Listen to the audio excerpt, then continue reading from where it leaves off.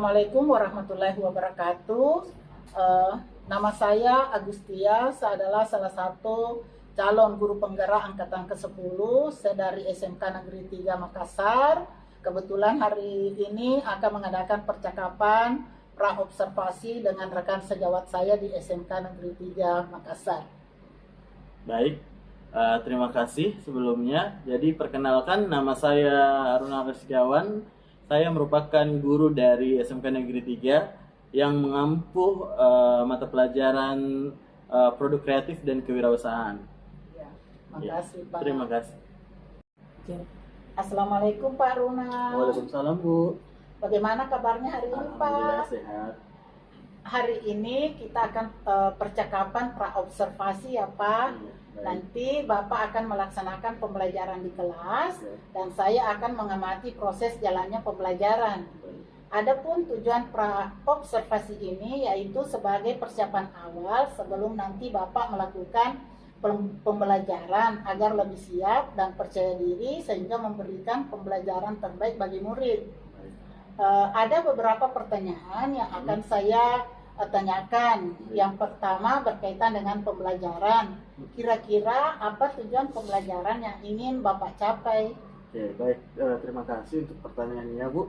Jadi tujuan pembelajaran yang akan saya bawakan dalam mengajar itu kebetulan saat ini sudah masuk di bab 2, yaitu di bab 2 tentang materi peluang usaha di mapel PKWU atau produk kreatif dan kewirausahaan.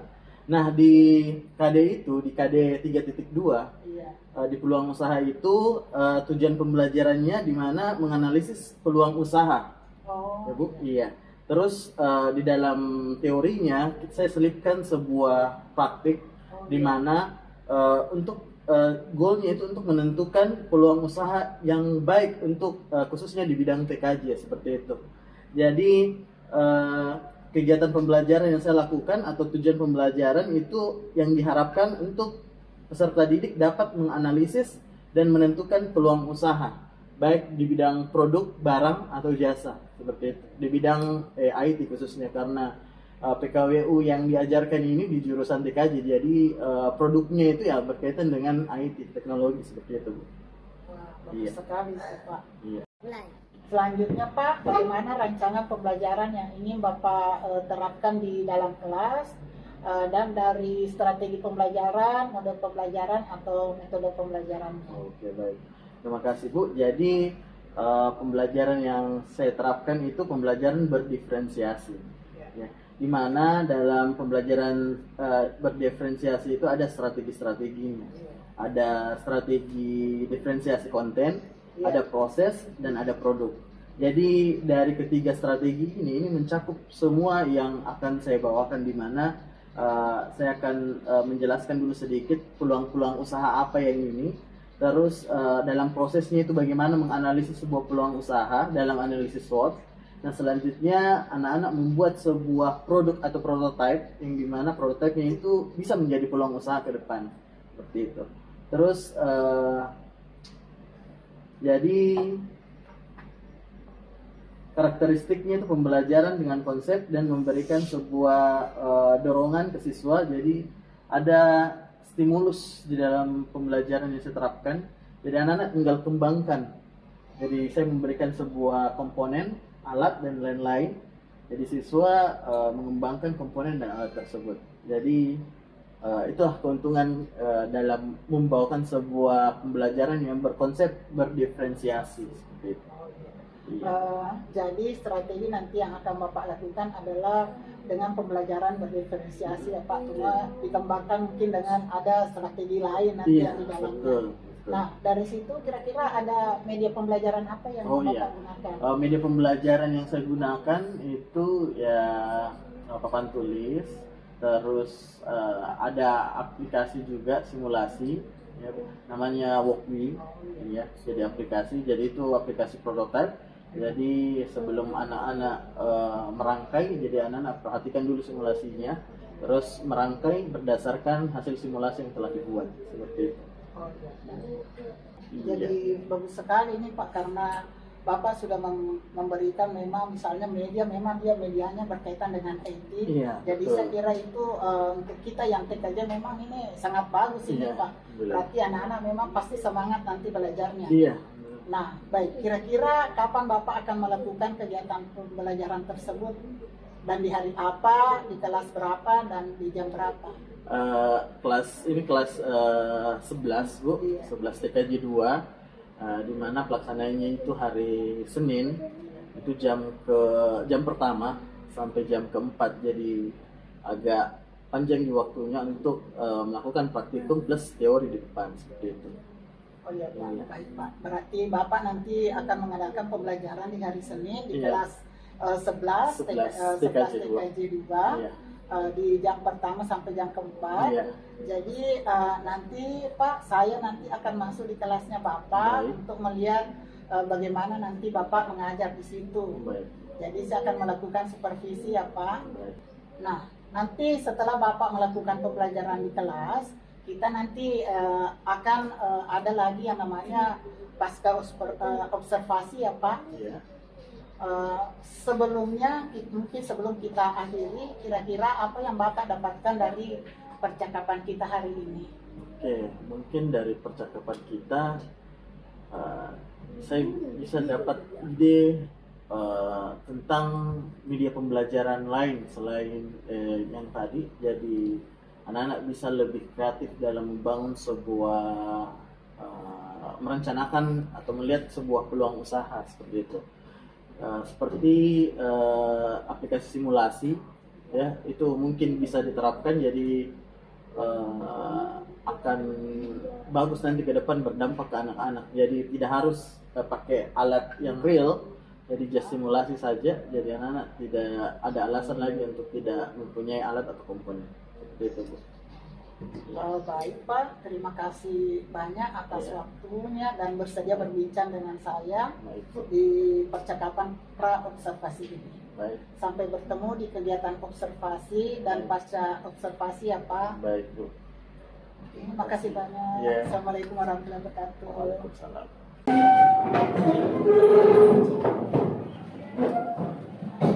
Mari salam. Assalamualaikum warahmatullahi wabarakatuh. Duduk siap. Sebelum kita belajar, ada baiknya kita berdoa menurut keyakinan dan kepercayaan masing-masing. Berdoa dimulai.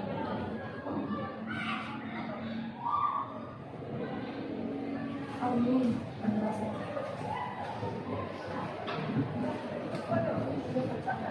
Oke, baik. Sebelum kita mulai materi, kita bahas dulu, ya. Ya, Kak. Silakan dibuka aplikasi Al-Qur'annya masing-masing. Yang tulis doanya. Silakan dibuka. Kita baca dulu surah Al-Fatihah sama Jumat, ya. Oke. Dan dibuka semua aplikasinya. Oke. Kita baca sama-sama ya. A'udzu billahi minasy syaithanir rajim. Bismillahirrahmanirrahim. Alhamdulillahi rabbil alamin. Ar-Rahmanir Rahim. Maliki yaumiddin. Iyyaka na'budu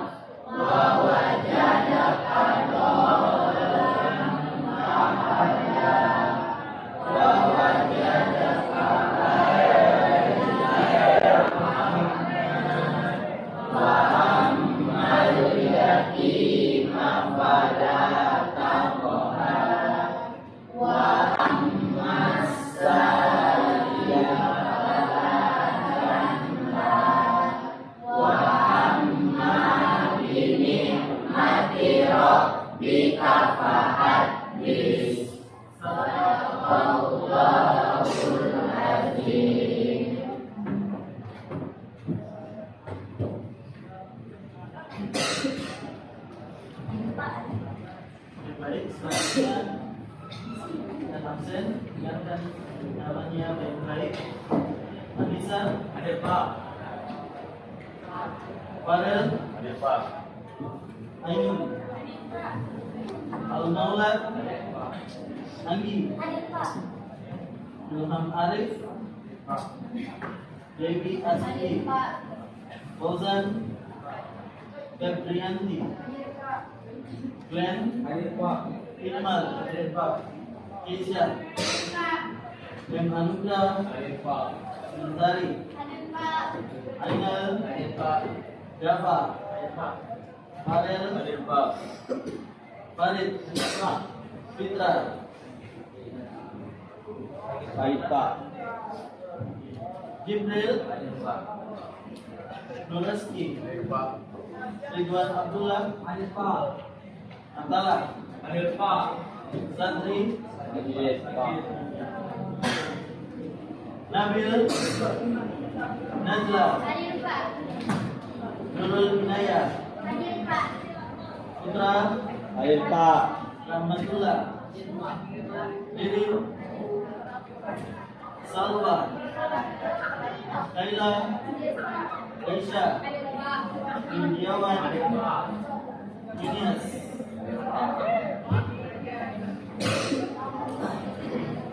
Baik, bisa lanjut materi. Silakan dibuka bukunya.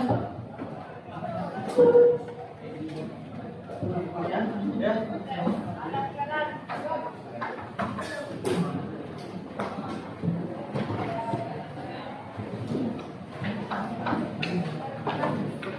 Jadi kita berkuat dulu sebentar di teori, setelah itu kita masuk di praktikum, ya.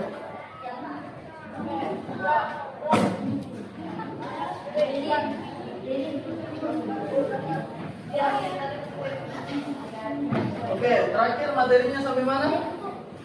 Analisis SWOT. Oke.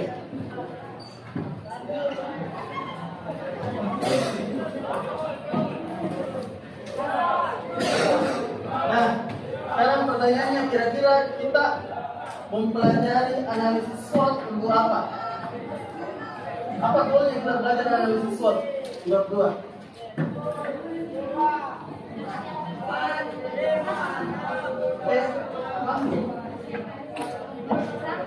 Persiapan untuk membangun sebuah usaha, ya. Jadi cara melihat peluang. Oke, seperti itu. Jadi dengan analisis SWOT kita bisa memprediksi kira-kira peluang usaha yang baik untuk kita itu apa, ya, seperti itu. Oke, jadi itu goalnya kita. Jadi kita mau lihat peluang usaha yang baik ke depan dengan cara melakukan analisis SWOT. Oke, dalam analisis SWOT itu kan ada kebenarannya. S itu apa? Strength. Apa itu strength? Kekuatan.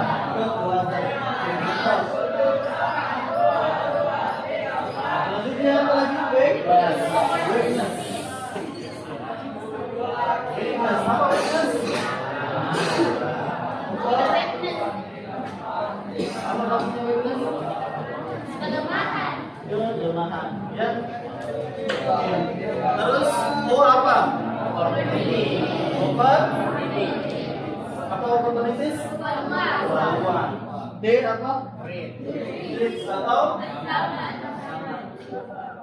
Oke. Nah sekarang Misalnya saya mau buka sebuah usaha, ya, usahanya itu misalnya jasa merakit komputer, ya kan?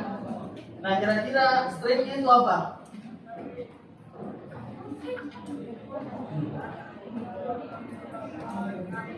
Apa kira-kira kelebihannya? Bisa buka usaha jasa rakitan komputer.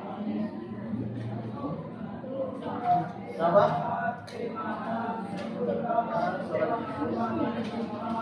Hah? Pelayanan, oke, pelayanan yang bagus. Apalagi kira-kira strength-nya apa? Jasa merakit komputer. Apa kira-kira kekuatannya lagi? Ada yang tahu?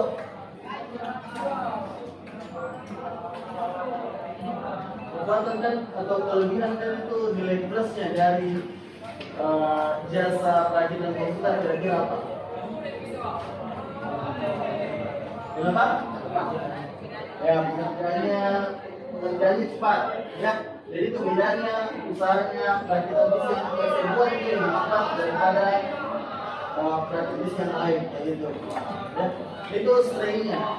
Terus weakness, apa weakness? Kelemahan, ya. Kelemahannya jasa perakitan bisnis apa kira-kira?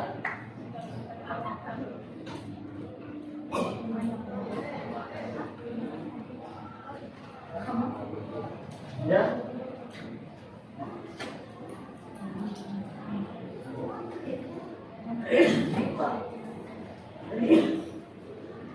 Ini apa kira-kira?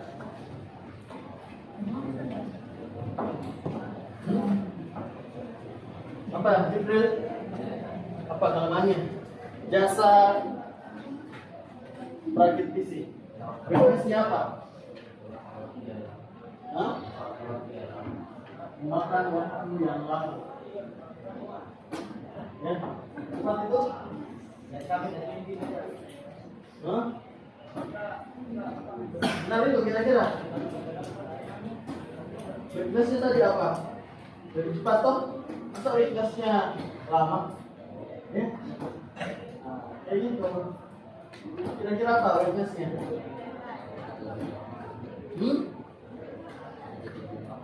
Kenapa? Apanya? Oh, biaya perakitannya lebih mahal, ya? Ya, komponen-komponennya kalau travel, ya? Bisa. Terus apa lagi weakness-nya? Misalnya stafnya kurang, karyawannya kurang, ya kan? Gitu. Kenapa? Banyaknya saingan.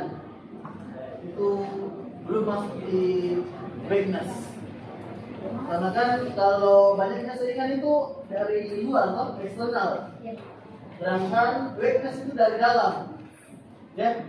Jadi strength sama weakness itu masuk di internal.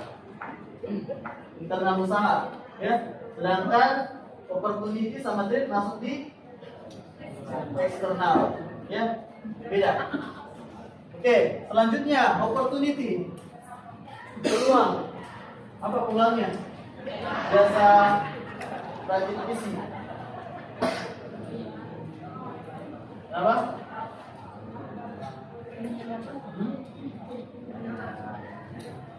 Kenapa? Ya, banyak dicari, ya. Jasa rajin. Betul, ya. Apalagi di perusahaan-perusahaan besar. Nah, itu. Jadi kalau misalnya menyangkut eksternal atau berasal dari luar usahanya kita, itu masuk di opportunity, nilai plusnya, ya, kayak gitu. Terus apa lagi? Triknya apa? Ancamannya? Ya, banyaknya saingan. Nah, itu baru masuk di risk, ya. Jadi kalian harus tahu bedakan yang internal yang mana, eksternal yang mana, ya. Jadi kalau internal itu strength sama weakness itu internal, ya, dari dalam perusahaannya kita. Nah, sedangkan kalau faktor eksternal yang mempengaruhi dari luar itu opportunity dengan threats, ya, seperti itu. Oke, Sampai sini ada yang mau ditanyakan terkait dengan analisis SWOT? Ya, jadi itu sedikit gambaran tentang analisis SWOT. Nah, sekarang ya kita masuk di peluangnya. Berhubung kita IT ya, basically IT. Nanti kita goalnya kita mau buat peluang usaha, buat sebuah rangkaian ya, yang mana rangkaian itu bisa nanti menjadi ladang usaha ke depan ya. Jadi bisa jadi peluang usaha sekarang cari yang jago di bidang teknologi, di bidang IT. Makanya kita mau mencoba mencari peluang dengan cara memanfaatkan teknologi. Ya. Nah, ada yang tahu ini apa di tangan saya? Ini apa namanya? Ya. Komponen apa saja yang terpasang di sini? Apa lagi? Apa lagi? Arduino, ya. Arduino apa namanya ini? Ya. Jadi Arduino itu banyak jenis, ya. Kalau ini apa? Arduino apa? Ya. Bedanya di ukuran sama jumlah portnya, ya. Dan harganya juga pasti. Kalau lebih kecil kan pasti lebih murah.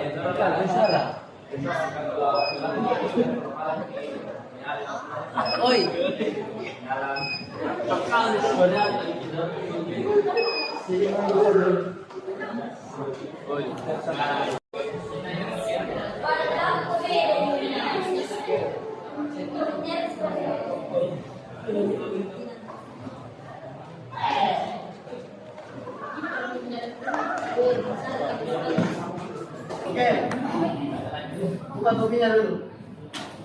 Buka topi. Ya. Jadi kita sudah melakukan praktik, ya, menggunakan beberapa sensor. Ada buzzer, push button, sama LED, ya. Nah, dari beberapa sensor ini, kira-kira peluang usaha apa yang bisa kita dapat? Ya, kita bisa buka usaha apa kira-kira? Jasa apa? Pakai sensor ini, buzzer, push button, apa? Kenapa? Ya, jadi kita bisa pakai di misalnya di restoran, ya kan? Kalau misalnya mau ada klien, ada customer yang mau datang, ya, itu kan tinggal dipencet push buttonnya, ya kan? Seperti itu. Ya, jadi bisa diterapkan di jasa-jasa perusahaan besar, jasa tempat makan, restoran, atau bisa dibuatkan juga games yang tombol-tombol itu kan. Bahkan kalau misalnya lomba apa dan lain-lain itu kan bisa tinggal dipencet terus bunyi, ya kan? Jadi banyak peluang-peluang usaha yang bisa kita dapatkan menggunakan sensor ini, ya. Jadi itu goalnya kita mempelajari ini, mempraktekkan ini, biar apa yang dipraktekkan itu bisa diterapkan nanti di dunia kerja. Jadi kita bisa rakit, rangkai dan lain-lain, dan hasilnya kita bisa usaha jasa. jasa buat prototype, buzzer, starter dan lain seperti itu. Ya, jadi itu peluang usahanya. Oke, ada yang mau ditanyakan sampai sini terkait dengan praktikum dan hasil praktik kita?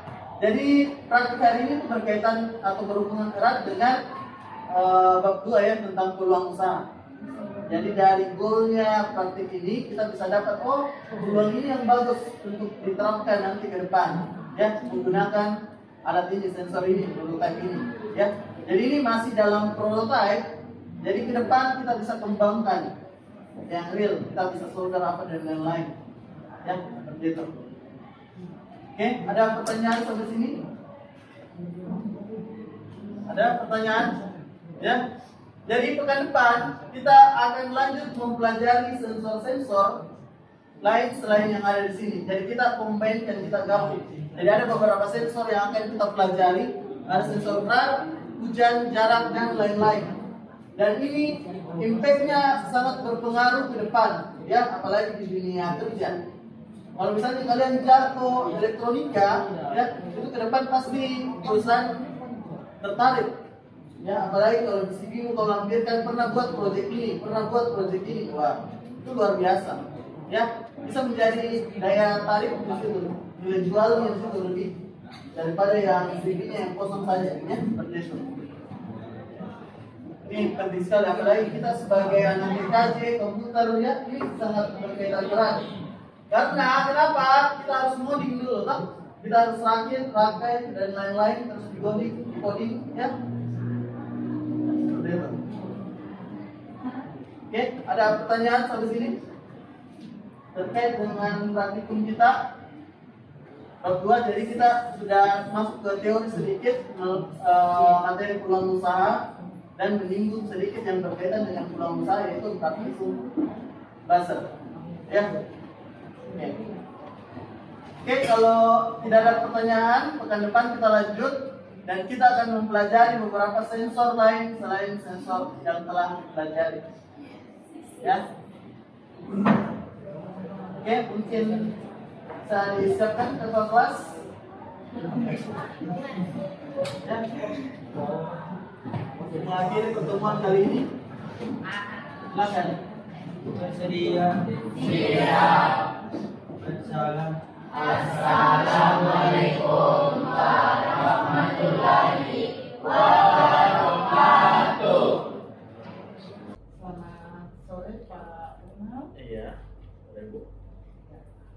Pada kegiatan kali ini saya akan memberikan pertanyaan kepada Bapak terkait jalannya observasi kelas yang telah Bapak lakukan dengan tujuan untuk mengetahui atau mengevaluasi sejauh mana pembelajaran yang telah Bapak lakukan. Untuk pertanyaan pertama, bagaimana perasaan Bapak terkait pembelajaran yang telah Bapak lakukan di kelas? Sebetulnya terima kasih, Bu. Jadi perasaan saya yang pertama mungkin sedikit kaku dalam prosesnya, karena mungkin baru pertama kali di melakukan sejawat seperti itu. Jadi ada sedikit perasaan nervous seperti itu. Namun ya kita lama-lama itu berbaur semuanya. Mungkin di awal-awal pada saat pembukaan, cuma saat pembukaan. Selanjutnya dalam prosesnya itu alhamdulillah lancar dan ya berbaur semua siswa sama guru seperti itu. Iya. Alhamdulillah kalau begitu Pak. Iya. Pertanyaan selanjutnya, bagaimana pengembangan yang Bapak lakukan di kelas?